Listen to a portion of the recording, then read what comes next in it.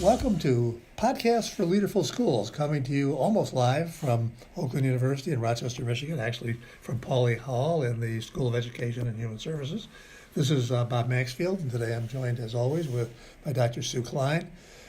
Sue, we're here on this is a grungy second week in May day. Well, not quite second week, but it's 50 degrees in Michigan, and it might as well be snowing. Well, we can only hope that will give extra energy to the trees and the flowers, and they will burst forward soon. It's time. Well, speaking of extra energy, we have a guest today that I'm pleased to present to our listeners, and that is Dr. Maleyko, who is the superintendent of the Dearborn, Michigan schools, and was recently named by the Michigan Association of School Administrators as the 2019 Superintendent of the Year. So, Glenn, welcome. We're just delighted you could join us. Yeah, thank you. I appreciate the opportunity to come on your podcast. Yeah. Well, tell us a little bit about you. What's been your career path that led you to the Dearborn Superintendency? Sure. So I've now been in the district 24 years. I've only worked in Dearborn schools as far as my education career, and normally the board has selected an outside candidate for superintendent, but I was the internal candidate that I guess was groomed. I started as a substitute teacher in 95, was hired full-time as an elementary teacher in 97, worked at Salina Elementary with a high immigrant English language learning population for several years. I was actually there as a teacher, then assistant principal, and then a principal when we converted to the middle school. Spent, as I mentioned, 12 years there. I was transferred when Brian Whiston came in as the superintendent here in Dearborn prior to being state superintendent. He gave me a transfer over to another elementary, Duval. So I was there for a couple of years. And I think Brian was just a great person. He was a mentor of mine. And I think the world of him. And in fact, today is actually 1 year since his passing. So my thoughts and prayers go out to his wife and his family. I happened to see her I happened to see Beth Whiston when I was in Lansing on Thursday, by the way, and gave her regards from all of the Wayne County folks who knew and admired Brian so much. Mm-hmm. Yeah, he was just such a great person. I can't say enough. And, I'll just say this right now, that I wouldn't be superintendent today if it wasn't for him, as my mentor. And so just think so highly of him. And he was always willing to help people, whether it be students, someone in the community, or staff. He just was a good person and a great leader. So when he came in the district, I think it was in 2008, he kind of told me that I needed a different experience, different challenge. And so there was some shake-up with the principals, and he transferred me to a different part of the city. Had a great 2 years there. I had great 12 years at the other school, and then two years after being principal there, he hired me in his HR department. And so I worked for him as first director and then executive director of staff student services for just a little over 4 years. And when he left on a real positive and became the state superintendent, I applied for the position, and now I'm 4 years as superintendent for Dearborn schools, and again, 24 years in the district. My education spans University of Windsor as a bachelor's degree. I was actually thinking of law school, but I switched from coaching hockey. I wanted to work with students, and I think that was just the passion I had that I changed. And I had a family of lawyers, grandfather, father, and then I went to U of D for my certification, teacher certification, master's degree. Ended up going back to University of Detroit, Mercy, for my leadership degree, and then eventually went to Wayne State for my PhD in leadership and policy studies, and I finished that in 2011. And you mentioned the impact that Brian Whiston had on your life. Our listeners might want to go back in the archives, and I think we have at least 2 different interviews that we did with Brian over the course of his time before at Dearborn, and also while he was state superintendent. Mm-hmm. Well, and he was doing some great things. It was just, I was still calling him for advice. It was just tough. It was literally up to a week before he passed away, and he was moving the Michigan department in a very positive direction, and he was just so well respected by the superintendents and superintendents across the state and educators. So, yeah, it was a big loss for all of us. Sure was. And yet, as you think about what you've learned from that mentorship and what the district has been able to move forward in terms of an agenda on. There's probably some points of success that you're proud of, and some things that you've continued to work on that Brian might have initiated, you might have initiated. Bob had talked in the intro briefly about the whole notion of community engagement and community-wide literacy. Talk to our listeners a little bit about that, Glenn, and the kinds of things that you've put in place, because you've had some powerful things in motion and some great results. Yeah, sure, I'd be happy to. Now, first, I will start by saying, I think I continued a lot, but I'll tell you with Brian, that was when we had the real tough budget cuts at the end of 2009-10 when the economy really tanked. Yes. Yep. And we had the worst cuts I've ever seen in Dearborn schools. And so Brian brought us through those, and that lasted probably until about 2014.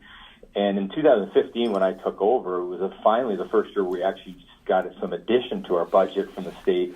And that was kind of a joking sore spot for him, saying, he had to cut all these years, and I was finally adding. So and I think, sometimes I think that the right person for the right time, and he just was. At that time, his diversity, he didn't come from the same background I did with a strong, teaching education. He worked in the state in Lansing, but he knew how to navigate the budget. He knew how to work with communities, work with leaders, and negotiate contracts and things. And so that then set me up for some of the things, the successes that we've enjoyed. One of the things we've had, and it did start under his watch, but we really accelerated our graduation numbers is at an all-time high of 95%. Excellent. Which we're very proud of that, and it actually matches our college admission. So there was an article that just came out in Bridge Magazine. We're among the top in the state, all of our high schools, for the percentage of students that are enrolling in a college program within 6 months of graduation. I think our success has to do with, I call it a smorgasbord of opportunity, meaning we have students that are getting accepted into Harvard, Stanford, Yale, University of Michigan, Michigan State. I'm sure we probably even have students going to Oakland. We have Wayne State. We have University of Michigan Dearborn, and then we have Henry Ford College. That's, I think, a real asset is that our board actually oversees the college. So we have just a great partnership with them, and we have many of our students take lots of dual enrollment classes. We have what we call the Collegiate Academy, where they can enter into a 5-year program and get a 2-year associate's degree paid for by us, where they still maintain the high school experience because they're coming and going from the college campus to our high school campus. And then we now have 3 early colleges, manufacturing, health, and we are going to be opening in September a pre-education early college. And so that's a little different, where the students actually take all 5 years on the college campus, so they don't receive the traditional high school experience. But it just offers them opportunity, and with the cost of college these days, for us to be able to pay for a lot of that and get some of the foundation for the 5th year from the state. We kind of balance our budget that way, and we just look at it as a real asset for our students. Other things that we're proud of, I could just say, we've now 2 years in a row, we've received the Blue Ribbon School status, the first time in the history of Dearborn schools. They only give out 13 of the 5,000 and something schools in the state, and so it's been 2 years in a row. And I'm actually feeling pretty good about next year as well. And so that's a real positive. It's the highest possible honor a school could receive, and nationally, we've been to Washington to accept that award. And why, it's nice to get the accolades, but I guess the reason is because we're really supporting and helping our students with their achievement and their growth. We've also been evaluated in just some of the measures, and really it also ultimately comes down to the students. Our vision is students first. I'm very active on social media, and I have that all over the place. I've got a huge following of students on Instagram, got Twitter and Facebook, and we carry our vision sign all over, and we just believe in everything decision we make, it's going to come back to the students. And so Bridge Magazine, the Mackinac Center, they've all rated our high schools and our district as one of the tops in the state when you're looking at both growth, achievement, and demographic factors. You have a lot to be proud of, and coming through those budget difficult days, and at the same time still continuing to promote excellence, but also equity, because you have a very diverse district, and that requires a leadership skill set that will keep motivation strong on those important things, consistency, coherence. How does that process work in Dearborn so that you're able to keep that vision and mission strong and motivating everybody despite what the challenges might be that inevitably come your way? Well, I'm all about capacity building and enhancing our own knowledge and expertise as a team. And so I'm going to stress team. I believe that I am a shared leadership overall personality. That's my leadership style. The only time where I get more directional is in crisis, potential snow day closures or things like that. You just don't have time to get it to go all over. You don't take a vote. They're always pressuring. Yeah, they're always pressuring. This was one of our worst years we've ever had for school closures. In fact, when I was at the state conference at the Renaissance, you could just tell the superintendents were so tired because it was one of the days that they were closed. We were closing.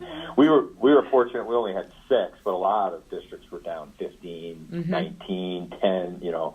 All across the board. But generally, shared leadership. We have a great team, and I brought that in. That we're going to work together and collaboratively and become the Dearborn schools that working together in collaboration is not optional. It's part of who we are. I believe in that capacity building, so we constantly are either writing for practitioner articles that we've published and or presenting at state and national conferences. We just came back from the National School Board Conference. It was one of the biggest conferences you could ever attend in education, and we had 3 presentations. We've presented at National Superintendents, the Association of Curriculum and School Development, state level, and in fact last month the Michigan Department of Education with our collaborative model had us present. Sheila Alice had invited me to present for the state board on our model. So Wonderful. That just builds the capacity, and then it's a share. And we constantly are getting communication from other districts, state and national, that want to come and visit and sharing some of the learning. And we go to these conferences because we learn, and we're a part of these associations like the superintendent, the school board. I think those are very important. I'm a member of Metro Bureau, Middle Cities, and it's just critical. And then I promote that with our staff, with our teachers. We have some of the best teachers. We've been leaders in literacy. We have a large English language learning population and a large immigrant, and so that's why we've had to really make sure that we are the best in that area, because if we don't, we're not going to be serving our students. And I know you and I had presented 2 years ago on that topic at the state conference in 2017. So, I have a little bit of idea what you're dealing with, and you, I think, have an understanding of Dearborn schools, and so it has challenges as well. And so I think a district our size too is I'll tell you, it's the community. The community values education and supports us, and when we have a bond or a millage, they always come out and support us and are in favor of high level of education. One of the things that I was impressed with was, as everybody is wrestling with the implications of the 3rd grade reading law, is that you had really turned this into talk about collaboration, a community-wide commitment to help young kids read. I'll talk a little bit more about that. Yeah, so when it came out, and I, I was personally not supportive of the legislation. I'm supportive of the premise of read by 3rd grade, but I'm not supportive of the retention provision because we know the research is very negative on the impact of students. And so I would just say it, and I've said this publicly. I mean, I think at the time there were political reasons for it. Now, having said it, read by 3rd grade, bringing in early intervention and literacy coaches to provide support is great. The problem is very little funding came with the law, so there was really very little direction. And the legislature, to be honest, really hadn't communicated well with the Michigan Department of Education when they passed this a few years back. Our groups, the superintendent and the Wayne County, tried to work to at least get an exemption provision put in. And so my concern was that parents all of a sudden are going to get these letters from the states based on the MSEP test from the state that continues to change, by the way. It's a moving target every year, that they're going to be retained based on these standardized test scores based on the way the law was written. And so I had Dr. Chokol, who's one of our top, I'd say one of the top early childhood minds in the state. I asked her to take on the task force of getting together, bringing community group educators, PTA, members from our community to not only come up with a strategy, but to also come up with a communication plan for this. We're starting to get more parents that are starting to say that they don't want their kids taking these high-stakes tests. and limiting screen time and other things. And so we're trying to educate them. And I think it's just been part of it has just been the, what's gone on at the state level and nationally with these testing. So we're trying to work. We have an early childhood specialist model where thankfully the Wayne County Enhancement Millage provided some extra funding a couple of years ago. And so, and then we have some at-risk funds that we brought in, these early childhood specialists that provide extra intervention and support for our students. And then we also have the Dearborn Teacher Reading Academy, where we have all elementary teachers in the district that are going through this training to be, excellent reading instructors in the classroom. And we've always had a literacy coach model, but this time we kind of really tailored it to the kindergarten and first grade. So we've had a strong base of experts in the district, and in fact, the county has been trying to promote the coaching model countywide in Wayne County as well. One of the things another thing that really strikes me as you're describing this wonderful success is that Dearborn is, for our listeners who don't know the area, certainly one of the most diverse communities in the country. Diverse in terms of economics and race and ethnic background. And you certainly are going to be the last person you ever use that as an excuse for not being successful. But what have you done to promote equity? What have you done to promote an appreciation for the diversity that surrounds you in the Dearborn schools? Sure. Well, I think we celebrate it, and Dearborn's a great place. And one thing I just got to say is there's great restaurants and food all over the place because of the diversity. So, we have a strong partnership with our community and our parents. And so just last week I was at 3 different schools, had multicultural ethnic festival nights or day events. And so that we're promoting different ethnicities, different heritage, at the school level. We also, we honor the community that we serve by trying to build the calendar around that.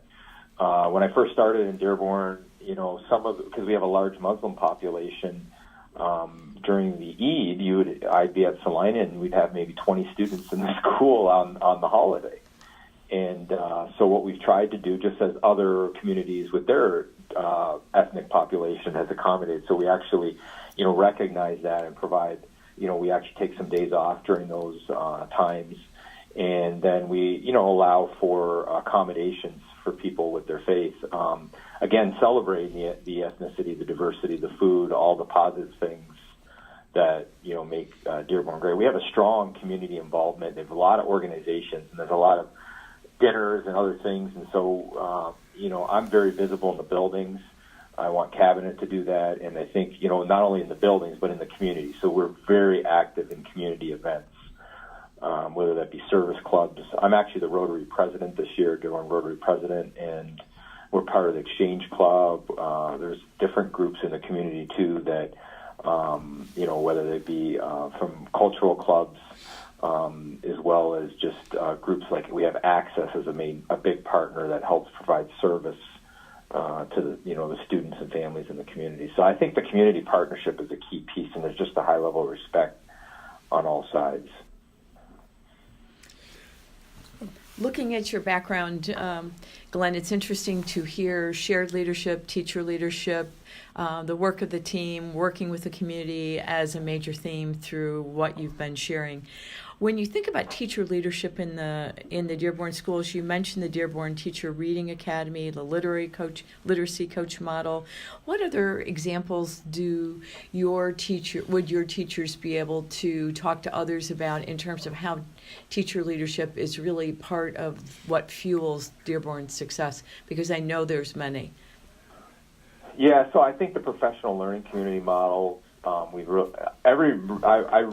also read research or books, and everything that's consistent, whether it's Michael Fullen, Rick Dufour, late Rick Dufour, Richard Elmore, just throwing out some different names, Sure. Mike Schmoker, is key that working together and working in teams collaboratively and having what we call an internal accountability system. And so we have a couple of things, the professional learning community model, and we actually had a team that studied, and we send multiple people to the the PLC Institute, and this year it's going to be in Detroit. We were actually the inspirational in getting them to come local this summer. Right. Yeah, because we always send a lot. And last year they didn't have an in-state conference, and usually they'd have it in Grand Rapids. So we were able to get it to Detroit because then I can send more people because obviously there won't be travel costs. And it's in the summer when teachers are off and they're not getting paid. We're paying their expenses to go, but they're putting it on their own time. So those help. But then it's they and I've been there where you go with the team at a conference, they come back inspired. But then it's a combination of making sure that we have that built into the day. Mm-hmm. We've also, through our contract negotiations, negotiated some extra team time that can be used. And then we're also paying, for some of our schools, we're calling them pilots, where we pay for them to get together after school. And I think it's in 8 buildings right now. We're looking to expand that. So we're not dismissing students early or anything. We're actually doing it after school or before school.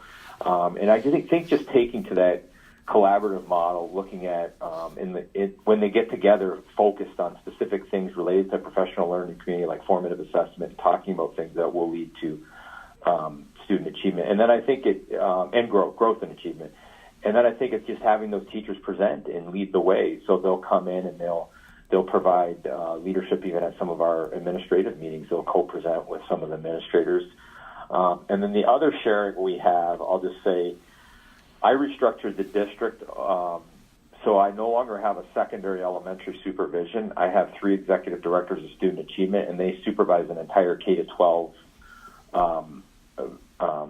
vertical track. Mm-hmm. So it creates more of a collaboration between the elementary, middle, and high school because they're meeting with the elementary, middle, and high school, and they're going. A high school principal is going into a kindergarten class, or vice versa, with the elementary going into high school.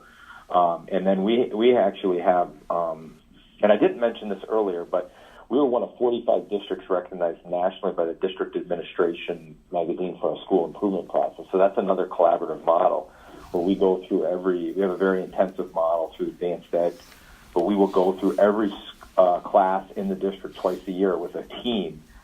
And the reason I'm mentioning this as a team is because what happens is we're creating this internal accountability as we go through all the schools, and then they're unannounced visits, so they don't know we're bringing in teams. And then we provide feedback, but the nice thing is that we have teachers and administrators on the review committee, so they learn ideas from going in other classrooms. And I would like the next step I'd like us to move more on, and we've done it a little, is instructional rounds. It's some research by Richard Elmore of getting into classrooms, and it's a book I just finished. I actually went to one of his training sessions. And that's aligned with the teaming approach as well. In our district, it is very common. You have adults coming in and out of classrooms all the time, and there's nothing out of the norm. So when Advanced Ed came in, the national accreditation company came in and did a review last year. It was no big deal to have people coming in and out of our classrooms because that's just who we are and what we do on a regular basis. Well, it sounds like you have really used that teacher leadership as a fuel to step into those challenges again that are going to come, and they've really been integral in the process of change in the district. And I'd say teacher leadership has been critical. It is a critical aspect. And Dearborn was one of the, not first, but one of the early members of the Galileo Teacher Leadership Consortium, and I know, Glenn, I've had a number of wonderful Dearborn teachers that have come through our classes as, in addition, in conjunction with their Galileo experience. So one of the things, though, is that you've obviously done well, or it wouldn't be happening, is create a system in which this can thrive. And what we've heard so often from students in our classes and people we've worked with is that this is all well and good, but our system doesn't support it. Our principal doesn't necessarily support collaboration. The principal doesn't, or the superintendent doesn't seem to care that much, and I feel like I'm wasting my time. So as I listen to you talk, I wish I was taking better notes because it seems to me you're describing the elements of a system in which this kind of collaboration can happen. And flourish. Yeah, absolutely. And I would say, we also know that we have some school, we have 35 buildings, 41 school programs. So we're not at all at the exact same level, but we are providing training on a district systemic level so that it is being implemented across the district. And we're still looking to always improve that model. So as we get near the end of our time together, you began by talking about what a inspiration Brian Wiston was to you. But as you look back, what are the other? I think somebody listening to this might say, "Boy, I wonder how this guy got to be this good." What else has influenced you throughout your career? As you look back, what are some of those milestones that have helped make Glenn who he is? Sure. I mean, the first thing I just say is a student. So now I get to the point where I'm running into my former students who now have their children that are going through the school system and they're successful. And so that, when you see the success of your students, that is just such a rewarding thing. Probably one of the most rewarding, I think, for an educator. And I actually gave Teacher Appreciation Week, so I want to shout out to all the teachers. And I actually, for my address at the teacher, we call it the Teacher Student Choice Awards, just kind of recognize a teacher that made a difference in my life many years ago. And I think it's the I've said this in other addresses, but it's not necessarily the curriculum or the specific things that they're learning. It's the relationships that teachers develop with students. Those are the things students remember, and those are the things that lead towards success. And those are the individuals that have helped me, whether that be I had Irene Blackburn, who was the principal that hired me, encouraged me to go on for leadership back for my administrative degree. Nada Fawani is another one. Dr. John Artis on the academic side followed some of his work, and he hired me as a principal and was encouraging. And then of course Brian Wiston. So having the mentors, and then I think just having that strive for excellence is that. Going through the PhD program of just, you just got to persevere, and that's kind of my attitude is that strive for excellence, and whether it was applying, the team here in Dearborn had to apply for me to get that superintendent award, but then there was a tremendous amount of information I had to provide, and I was kind of go above and beyond, and that's just kind of how we operate is strive for excellence to help our students and I just the appreciation of the Dearborn community for they entrust in us their children, and so we have an awesome responsibility. So to me, those are some of the things that are important. I think I wouldn't have said when I first started as a teacher that I would even be a principal, let alone superintendent. But one thing I always did was position myself for opportunity, and I enjoyed teacher leadership, administrative leadership, and then it just eventually led, and I kept going back for school, and then I took trainings to be a superintendent. And I would say if Brian didn't encourage me, I may not be here, or maybe it would have taken me a little longer. And so you need people along the way that support you, and that's what teachers do. But in addition to those people along the way, you've obviously been pretty aggressive about pursuing your own development. I mean, you talked about the people you read, talked about the conferences you've attended. This doesn't, with a lot of superintendents, that doesn't happen very often. So thanks to your board for supporting you in that, but thanks to you for having the initiative to look for those opportunities. Yeah, and my board has been, and they've encouraged me to submit for those presentations. And actually, I've had board members encourage me, Dr. Mead at the time, but I've had many of them, all of them, pretty much. You need to stay fresh, publish, that kind of thing. So I've published more on the practitioner side just because of the nature of the job, and so that has also provided excitement. In fact, we've had a few different articles come out in different magazines, and the Michigan Association of School Administrators last year put us as the cover story because of our graduation rate, and they put our vision on the cover. But then with my activity in social media, the National Superintendent Association is going to publish an article I'm doing this summer on social media as a superintendent. We published in other magazines on our graduation intervention model, our school improvement model, and our English language learning model as well. Well, Glenn, it's a great story, and we're so glad you could share it with us. And I suspect that some of our listeners, many of our listeners, will want to know more about it. So we will put a link to the Dearborn Schools website. But if you wouldn't mind, could we also use your email address? Sure. Yeah. No problem. So if somebody wanted to follow up with you, they would be able to get that. So, yeah.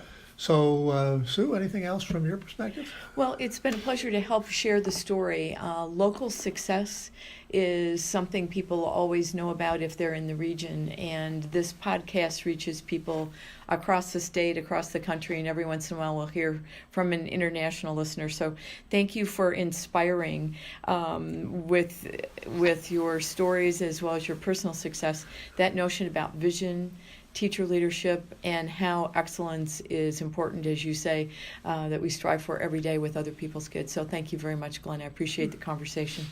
And thanks from me, Glenn, as well. And to our listeners, thank you for being part of this installment of Podcast for Leaderful School. As always, coming to you live, almost live, from Oakland University in Rochester, Michigan.